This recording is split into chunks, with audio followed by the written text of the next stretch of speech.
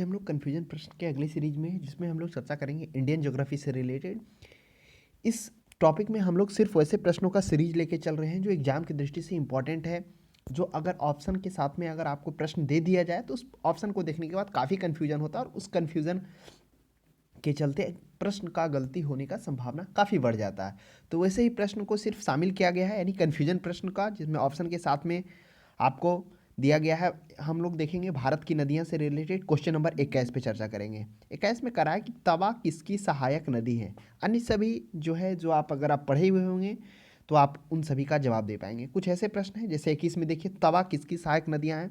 थोड़ा जैसे ही आप प्रश्न को पढ़ेंगे नर्मदा, ताप्ती, महानदी, गोदावरी, तब यहाँ पे कन्फ्यूजन होगा। तो आपको ये पता होना चाहिए जो तवा नदी है यह एमपी यानी मध्य प्रदेश के महादेव पर्वत से निकलती है। ये महादेव पर्वत की अगर हम लोग बात करें तो सतपुड़ा श्रेणी का जब हम लोग अध्ययन किए थे तो पश्चिम से पूरब विस्तार हम लोगों ने देखे थे कि पश्चिम में राजमहल की पहाड़ियाँ, मध्य में महादेव की पहाड़ियाँ, पूरब में मैकाले की पहाड़ियाँ। तो वही है जो महादेव पर्वत की का जो है वहीं से है, श्रृंखला है, उसी का भाग से है। एक जगह है कालीभीत पहाड़ियों के होशंगाबाद जिले से निकलकर यह नर्मदा नदी में जाकर मिल जाती है। तो इसलिए यह जो तवा नदी होगा वह नर्मदा नदी की सहायक नदियाँ होगी। क्या नर्मदा नदी की सिर्फ यही सहायक नदियाँ? नहीं, नर्मदा नदी आप देखेंगे तो अन्य बहुत सारी सहायक नदियाँ हैं, छोटे छोटे हैं, लेकिन उसमें से एक तवा है। 22 में देखेंगे निम्नलिखित में से कौन सा नदी प्रारंभ में अरुणा नदी के नाम से जानी जाती थी। कह रहा है कि प्रारंभ लिखना था, प्रारंभ लिख दिया। कौन सी नदी प्रारंभ में अरुणा नदी के नाम से जानी जाती है? ऑप्शन में सोन है, कोसी है, चंबल है, यमुना है।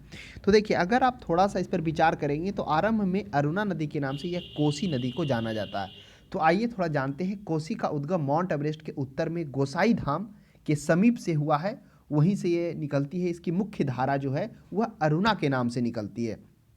लेकिन जब जैसे जैसे वो आगे बढ़ती जाती है तो इसमें सप्त धाराओं का मिलन होता है, यानी अन्य और भी 7 धाराएं इसमें आकर मिल जाती है। इसके कारण इसे 7 धाराएं, कोसी नदी को 7 धाराएं कहते हैं, जिसमें से प्रमुख अरुणा है। तो इसलिए ये पूछा है, अरुणा नदी के नाम से कोसी है, जिसका उद्गम स्थान गोसाई धाम में होता है, वहीं से वह अरुणा नदी के ही नाम से जानी जाती है। लेकिन जब वो आगे बढ़ती है तो क्या होती, अन्य धाराएं 7 धाराओं से मिलकर बनती है, लेकिन मुख्य धारा तो वह अरुणा ही है।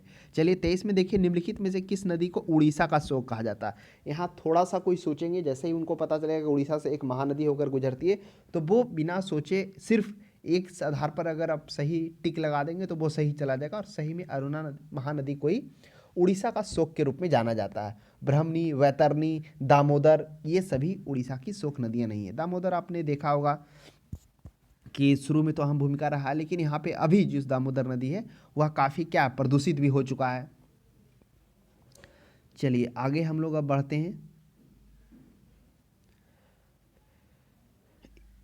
क्वेश्चन नंबर 26 में कौन सा नदी भेड़ाघाट के समीप कपिल धारा जलप्रपात का निर्माण करती है? देखिए भेड़ाघाट, अब हमको ये पता करना होगा भेड़ाघाट है कहाँ। भेड़ाघाट ये एमपी के पास में। अब प्रश्न उठता है एमपी में कहाँ है? ये जबलपुर के नज़दीक है। अब देखिए, अब यहाँ पर क्या होगा, मैकाले पर्वत होगा, और इस मैकाले पर्वत से 3 नदियों का उत्पर होगा। कौन? मैकाले पर्वत का सबसे ऊंचा चोटी अमरकंटक। एक महानदी निकलेगा जो अभी हम लोगों ने देखा, जो उड़ीसा के पश्चिम बंगाल में गिरेगी। एक सोन नदी निकलेगा और एक नर्मदा नदी निकलेगा। तो ही जब नर्मदा नदी यहाँ से उद्गम होगी, जब वह चलना स्टार्ट करेगी तो एकाएक भेड़ाघाट के समीप पहुंचकर जबलपुर में वह चट्टानों से नीचे गिरती है और वहीं पर धुआंधार जलप्रपात होता है। तो वही भेड़ाघाट के समीप वह कपिल धारा जलप्रपात के नाम से जानी जाती है, वह नर्मदा नदी हो जाएगा। काफ़ी अच्छा प्रश्न है और उस प्रश्न का सही जवाब ए होगा, नर्मदा नदी। आगे बढ़ते हैं हम लोग। ये सभी आप जवाब दे पाएंगे। डेल्टा नहीं बनाती है, डेल्टा बनाती है। चलिए आगे हम लोग बढ़ते हैं। एक देखिए क्षिप्रा नदी से रिलेटेड होगा 31 में। देखिए क्षिप्रा नदी किसकी सहायक नदियाँ? तो आशा करते हैं आपको पता ही होगा। ऑप्शन में गोदावरी है, चंबल है, महानदी है और नर्मदा है। अब बताइए किसकी सहायक नदियाँ क्षिप्रा? तो क्षिप्रा का जो उद्गम है मध्य प्रदेश में जनापाव पहाड़ियों से माना जाता है, उज्जैन होते हुए यह चंबल में मिल जाती है। ये हो जाएगा चंबल, ऑप्शन नंबर बी में। एमपी में होती है जनापाव पहाड़ी। जनापाव पहाड़ी आप देखेंगे जो यहाँ मध्य प्रदेश वाला क्षेत्र है ना, यहाँ पे आपको मिलेगा उत्तरी वाले भाग में जनापाव में। यहीं से होते हुए फिर ये चंबल नदी जो यहाँ से बहेगी अरावली से होकर उसमें जाकर मिल जाएगी। चलिए आगे हम लोग देखते हैं, इंपॉर्टेंट प्रश्न के सीरीज में चर्चा कर रहे हैं। क्वेश्चन नंबर 46 में देखते हैं, निम्नलिखित में से किस नदी को उसकी पवित्रता के कारण दक्षिण भारत की गंगा? यहाँ प्रश्न पूछा है दक्षिण भारत की गंगा। ना कि दक्षिण की गंगा। थोड़ा ये क्वेश्चन दो टाइप से पूछता है, एक दक्षिण भारत की गंगा और एक दक्षिण की गंगा। तो हम लोग यहाँ पे ध्यान देंगे कि गोदावरी नदी जो है वह बिर्ध गंगा, दक्षिण गंगा के रूप में जाना जाता है, लेकिन यहाँ दक्षिण भारत का पूछा है, तब इस प्रश्न का जो सही जवाब हो जाएगा वह कावेरी हो जाएगा। तो इन चीज़ों को थोड़ा सा आपको गौर करना। कावेरी नदी दक्षिण भारत की गंगा है, अगर सिर्फ दक्षिण की गंगा तो वह क्या हो जाता, वह हो जाता गोदावरी नदी। तो यहाँ पर इस प्रश्न का सही जवाब दक्षिण भारत की गंगा है, तो वह हो जाएगा कावेरी नदी हो जाएगा। चलिए आगे बढ़िए। कृष्णा का उद्गम स्थल आपको पता ही होगा, कृष्णा का कहाँ से उद्गम स्थल हुआ, महाबलेश्वर से है, जबकि ये गोदावरी का कहाँ है, वह त्र्यंबकेश्वर, वह भी महाराष्ट्र के ही समीप है। चलिए आगे 48 में देखिए, पंचगंगा दूध गंगा। ये पंच वाला और दूध वाला जो है वो किस किस किससे आता है, ऑप्शन में कृष्णा भी है, गोदावरी भी है, गंगा भी है, झेलम भी है। तो देखिए इस प्रश्न का सही जवाब हो जाएगा वह कृष्णा हो जाएगा। पंचगंगा, दूध गंगा और अन्य भी है, जैसे कृष्णा नदी की सहायक नदियों में अगर चर्चा करें हम लोग तो तुंगभद्रा भी है, घाट प्रभा भी है, माल प्रभा भी है, कोयना भी है, मूसी भी है। तो ये सभी पंचगंगा, दूध गंगा, घाट प्रभा, माल प्रभा, दो प्रभा हो गए, एक घाट प्रभा एक माल प्रभा। तो ये आप इस तरह से याद रखेंगे। अब प्रश्न उठता है कि क्या, जैसे पंचगंगा दूध गंगा, गंगा के नाम से और भी शायद, जैसे वेन गंगा है और कौन गंगा है, वेन है और पेन है। तो वेन और पेन दोनों है वह गोदावरी की सहायक नदियां हैं। तो इस पे भी आप गौर करेंगे, कभी कभी आपको कन्फ्यूजन हो ही जाएगा। तो वेन वाला, वेन गंगा और पेन गंगा, ये दोनों किसका है, ये गोदावरी की आपको सहायक नदियां देखने को मिल जाएगी, जिसमें इंद्रावती, प्राणहिता, ये सभी जो है और भी अन्य है, जैसे प्राणहिता बोले, इंद्रावती बोले, ये सभी गोदावरी की सहायक नदियां हैं। तो हम लोगों ने पंचगंगा यानी गंगा से रिलेटेड चार है, पंचगंगा, दूध गंगा। तो ये पंच दूध वाला तो कृष्णा हो गया, लेकिन जैसे ही बेन और पेन गंगा वाला वो गोदावरी आ गया। कृष्णा की अन्य जैसे घाट प्रभा, माल प्रभा, दो प्रभा वाला, गोदावरी में एक इंद्रावती और एक प्राणहिता, ये था गोदावरी का। तो दोनों को हम लोगों ने चर्चा किया, जहाँ कन्फ्यूजन हो सकता है। देखिए कौन सी दो नदियां अमरकंटक से उगत होती थी, हम लोगों ने देखा था तीन नदियां हो रही थी ना अमरकंटक से, ये आप जवाब दे ही देंगे। एक नर्मदा था, एक सोन था और एक और था, वो कौन सा था, महानदी था। ये नर्मदा था, नर्मदा तो हो ही गया, सोन हो ही गया, एक वहाँ महानदी है जो उड़ीसा में होकर बहती। चलिए आगे बढ़ते हैं हम लोग, देखते हैं 555 में मानस किस नदी की उपनदी है। देखिए अच्छा प्रश्न है। अब करा मानस, देखिए ऑप्शन में गोदावरी भी है, महानदी भी है, कृष्णा भी है। तो आपको पता होना चाहिए छोटे छोटे कुछ सहायक नदियां जो पूछे जाते हैं एग्जाम में, उनमें से एक है मानस। तो ब्रह्मपुत्र की सहायक नदी है मानस। अन्य भी जैसे सहायक नदी है, स्वर्णश्री है, धनश्री है, दो तो श्री श्री वाला इसमें है, धरला है, तीस्ता है आदि, ये सभी ब्रह्मपुत्र की सहायक नदियां हैं। तो ये हो जाएगा डी हो जाएगा। कृष्णा गोदावरी की तो चर्चा कर ही लिए। याद क्या रखना है कृष्णा में, कृष्णा में दूध गंगा, पंचगंगा, ये कृष्णा हो जाएगा, लेकिन वही आ जाएगा वेन गंगा और पेन गंगा। तो ये क्या हो जाएगा, अगर यह दोनों आपको देखने को मिल जाएगा वेन गंगा और पेन गंगा, तो वह किसका, वह गोदावरी की सहायक नदियां हो जाएगा। तो ये थोड़ा सा आपको ध्यान में रखना है, क्योंकि दोनों गंगा गंगा से ही स्टार्ट होता है। ये तो था कुछ प्रश्न। अब हम लोग आगे बढ़ते हैं, अब देखते हैं इधर भी है क्या, हाँ इधर भी है। चलिए इसमें है 67 में हम लोग देखते हैं, नर्मदा के संबंध में, जो नर्मदा नदी है उसके संबंध में सही नहीं है, सभी सही है, किसको छोड़कर। चलिए आइए पहले हम लोग देखते हैं नर्मदा नदी, यह अमरकंटक के निकट से निकलती, बिल्कुल सही बात है। मेघालय पर्वत की सर्वोच्च चोटी अमरकंटक, जो 1065 है ना, यही होगा 1065 शायद ही होगा, है ना, वहाँ से निकलती है। 1065 या 1365, ऐसे ही थोड़ा सा आप देख लीजिएगा, हाँ 1064, हाँ ये अमरकंटक से निकलती है। यहाँ से कौन, बिल्कुल सही बात है, अमरकंटक से तीन नदियाँ निकलती है, नर्मदा भी निकलती है, सोन भी निकलती है, महानदी भी निकलती है। ये तीनों नदियाँ अमरकंटक से निकलती है। इसके बाद है इसके किनारे प्रसिद्ध महाकालेश्वर मंदिर है, यहाँ थोड़ा डाउट है, इसके प्रसिद्ध में महाकालेश्वर मंदिर नहीं है। इसके जो नज़दीक में अगर हम लोग बात करें तो क्या हो जाएगा, जैसे हम लोग यहाँ पर देखेंगे तो धुआंधार जलप्रपात के नाम से जाना जाता है ना, जो चट्टान से होकर गुजरती है जबलपुर के पास। लेकिन जो महाकालेश्वर है ये उज्जैन में है, जो क्या है, नर्मदा नदी से काफ़ी दूर है। तो ये महाकालेश्वर नहीं होगा, यह मार्बल रॉक्स के समूह से, बिल्कुल सही बात है यह, इसलिए तो यह डेल्टा का निर्माण नहीं करती है ना,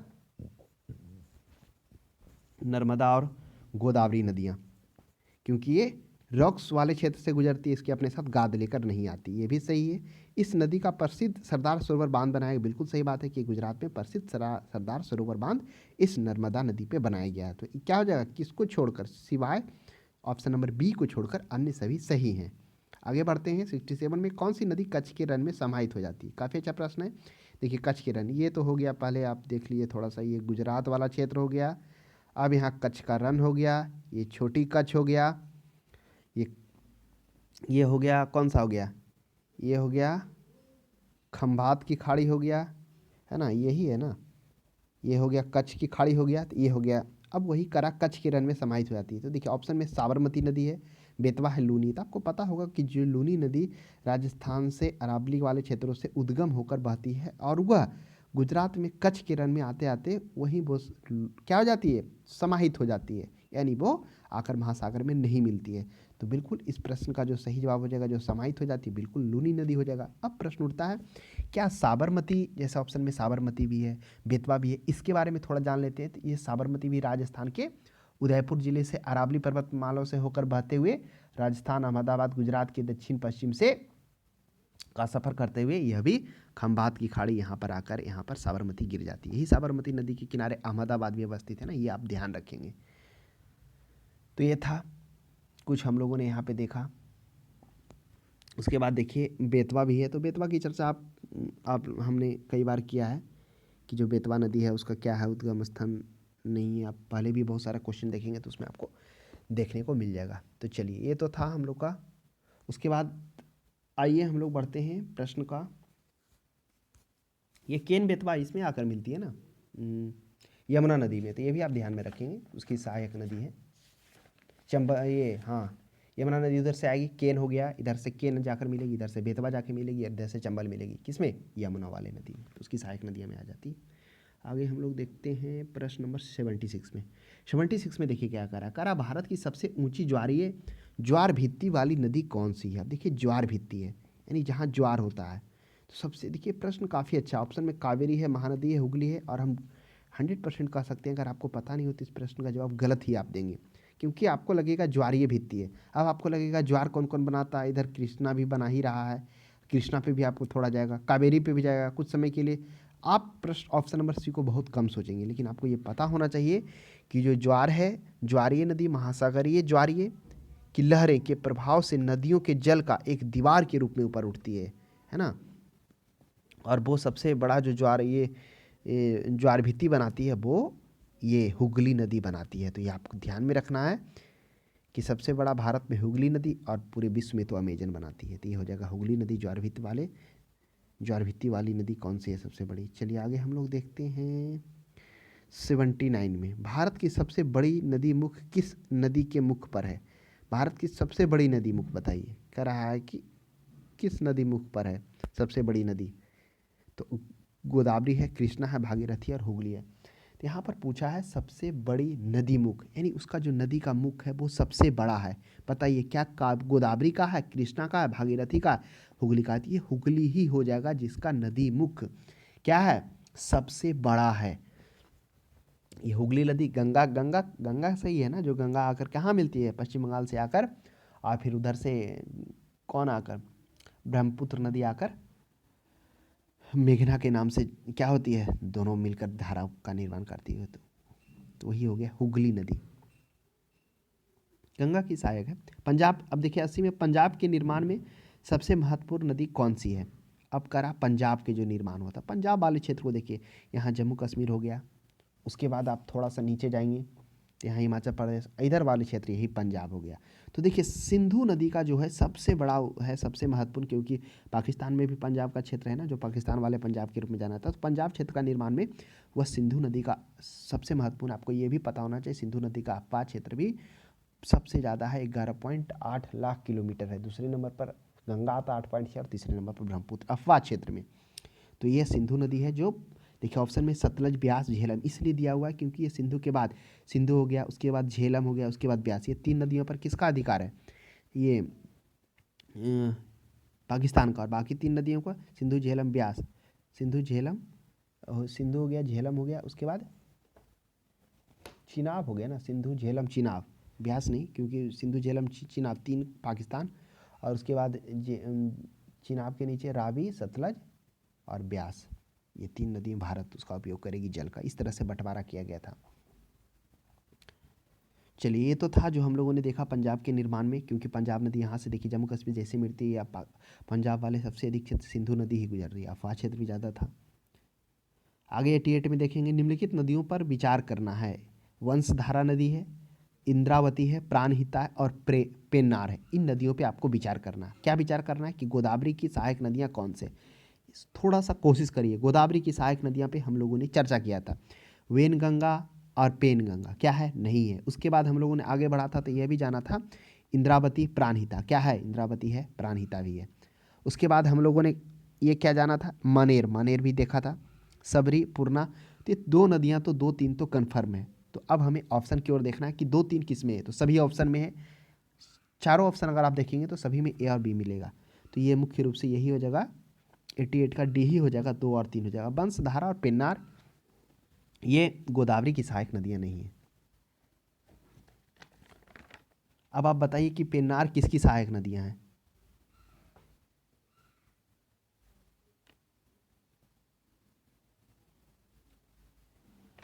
चलिए आगे बढ़ते हैं।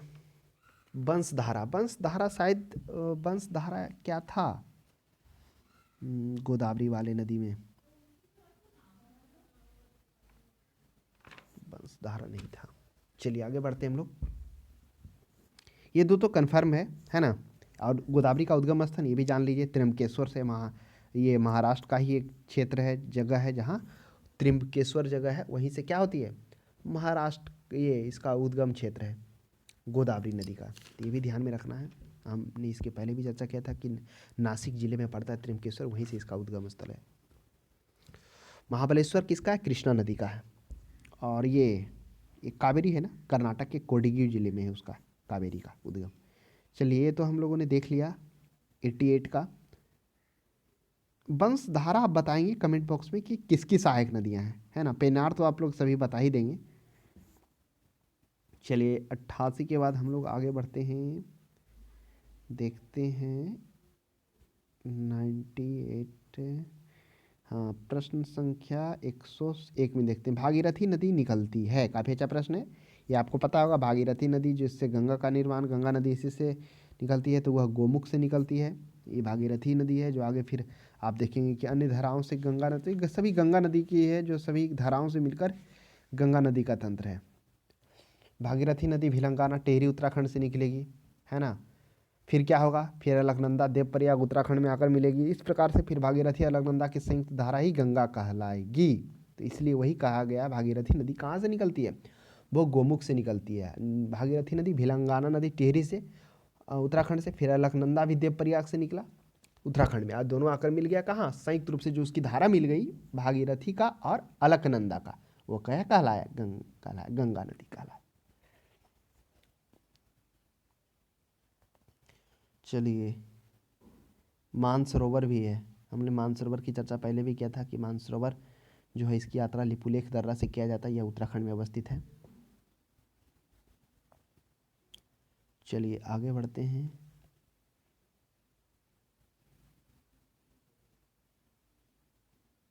तो भागीरथी के बारे में तो हम लोग पढ़ ही लिए कि उसका उद्गम कहाँ से था, उत्तरकाशी जिले में गोमुख से था। फिर आगे हम जैसे ही वो आगे बढ़ी भी ये भागीरथी नदी, फिर उधर से देवप्रयाग से क्या हुई, अलकनंदा आकर मिल गई और दोनों की संयुक्त धारा गंगा कर। 108 में देखिए, दूध गंगा नदी निम्न में से किस राज्य में अवस्थित है। अब दूध गंगा नदी के बारे में थोड़ा देखना है, आ गया ना। सोचिए, हमने अभी चर्चा किया था कि दूध दूध गंगा और वेन गंगा, ये दूध गंगा था और एक और गंगा था ना, दो था ना जो सहायक नदी हम लोग अभी देख रहे थे ना, एक तो वेन गंगा, पेन गंगा था। तो वेन और पेन वाले जो था, वे सभी जो वेन गंगा और पेन गंगा, कृष्णा और गोदावरी में कन्फ्यूजन था ना उसमें, तो हमने इस चीज़ का चर्चा किया था कि जो वेन गंगा पेन गंगा है वो गोदावरी क्या है, लेकिन पंचगंगा और दूध गंगा ये किसका है, ये कृष्णा का सहायक नदियाँ हैं। तो ये अब देखिए, अब आपके माइंड में उठा हुआ, जैसे ही दूध गंगा देखेंगे तो आप कृष्णा नदी ढूंढेंगे, क्या कृष्णा नदी है, नहीं। तो ये आपको पता होना चाहिए कि दूध गंगा नदी है जो एक जम्मू कश्मीर में अवस्थित है। इसकी स्थिति कहाँ पर है, आप जैसे ही अगर आप इसकी स्थिति की बात करेंगे तो जो डल झील है ना कश्मीर का, जहाँ से वो एक नदी निकलती है, लेकिन नाम उसका ध्यान में नहीं है, बस वही के नज़दीक में दूध गंगा नदी भी वहीं से होकर गुजरती है, तो ये जम्मू कश्मीर हो जाएगा। इसमें तो चर्चा है ही नहीं नदी का, इसमें सिर्फ राज्य पूछा है। तो ये दूध गंगा है जो क्या है, जम्मू कश्मीर राज्य में बहती है।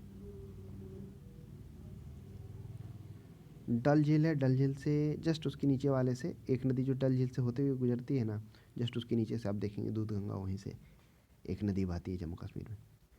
चलिए, अगर सहायक नदियाँ के रूप में देखा जाए तो हम लोगों ने क्या देखा था कि दूध गंगा है और पंचगंगा है जो कृष्णा की सहायक नदियाँ हैं। लेकिन यहाँ पर उस तरह से नहीं है क्वेश्चन सहायक नदियों से रिलेटेड। आगे बढ़ते हैं, हम लोग देखते हैं प्रश्न संख्या 116 में देखते हैं, निम्नलिखित में से कौन से ब्रह्मपुत्र की सहायक नदी है या नदियाँ हैं।